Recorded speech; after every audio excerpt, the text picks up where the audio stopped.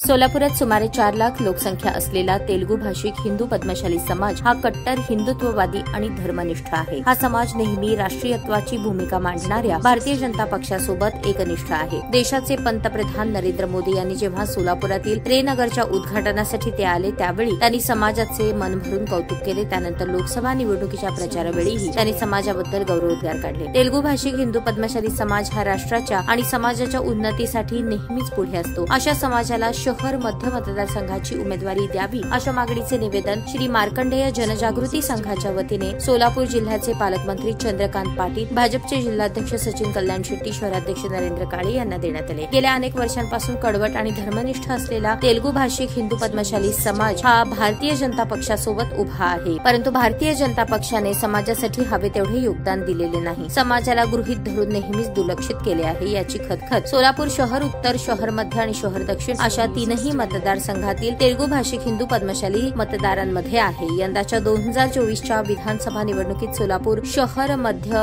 मतदारसंघाची उमेदवारी भारतीय जनता पक्षाने तेलुगू भाषिक हिंदू पद्मशाली समाजाला द्यावी। ही उमेदवारी देत असताना उमेदवारांसाठी पक्षांतर न केलेला आणि स्वच्छ प्रतिमा असलेला कडवट हिंदुत्ववादी उमेदवार असावा। यासाठी गेल्या 20 वर्षांपासून बजरंग दल, विश्व हिंदू परिषद, सकल हिंदू समाज आणि संघ परिवाराच्या माध्यमातून अहोरात्र झटत असलेले अंबादास गोरंटला ही योग्य व्यक्ती आहे। भारतीय जनता पक्षाने समाजाची भावना समजून घेऊन बाहेरचा आणि पक्षांतर केलेला उमेदवार देण्याचे टाळावे। याबाबत भारतीय जनता पक्षातील वरिष्ठ नेत्यांनी सकारात्मक विचार करून तेलुगू भाषिक हिंदू पद्मशाली समाजाला शहर मध्य मतदारसंघाची उमेदवारी द्यावी अशी मागणी श्री मार्कंडेय जनजागृती संघाने निवेदनाद्वारे केली आहे। याप्रसंगी श्री मार्कंडेय जनजागृती संघाचे देविदास चिन्नी, श्रीनिवास रच्चा, रमेश गाली, देविदास इट्टम, नितीन मार्गम, पुंडलिक गाजंगी, विजय इप्पा कायल, बालराज बेंगी, किशोर वेंकटगिरी, अंबादास बग्गू, तिरुपती वग्गा, जनार्दन पिस्के, किसन दावत, श्रीनिवास गाली, वेणू कोडम आदी पदाधिकारी उपस्थित होते।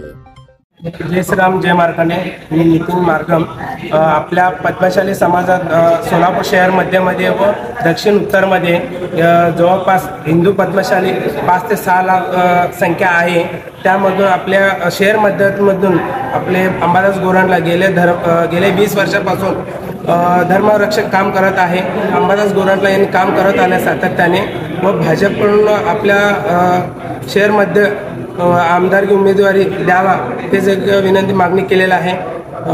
तसेच भाजपकडून सातत्याने आम्ही म्हणजे निष्ठावंत काम करत आलेले यापुढेही करणार। श्री मार्कंडेय जनजागृती संघाच्या जवळपास 15-20 वर्षापासून कार्य करतो।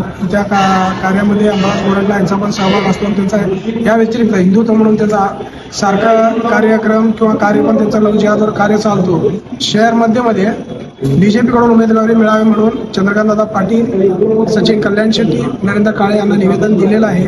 तरी त्याचा ते विचार करतील आणि त्यांना उमेदवारी मिळावी म्हणून आम्ही प्रयत्न करतो। जय श्रीराम, जय मार्कंडे। सध्या सोलापूर शहरात जवळपास हिंदू पद्मशाली समाज संख्या 5 लाखाच्या आसपास आहे। अनेक वर्षांपासून भाजपाची एकनिष्ठ आहे। अजूनपर्यंत भाजपाकडून उमेदवारी पद्मशाली समाजाला मिळालेला नाही आहे। यावेळेस यंदा शहर मध्यकडून आम्हाला अंबादासांना गोरंटला यांना उमेदवारी देण्याबाबत आम्ही आज सोलापूर शहर पालकमंत्री चंद्रकांत पाटील यांना, तसेच जिल्हाध्यक्ष सचिनदादा कल्याण शेट्टी व शहराध्यक्ष नरेंद्रजी काळे यांना निवेदन देण्यात आलेलं आहे। ताज्या बातम्या पाहण्यासाठी प्राईम महाराष्ट्र न्यूज चॅनलला सबस्क्राईब करा।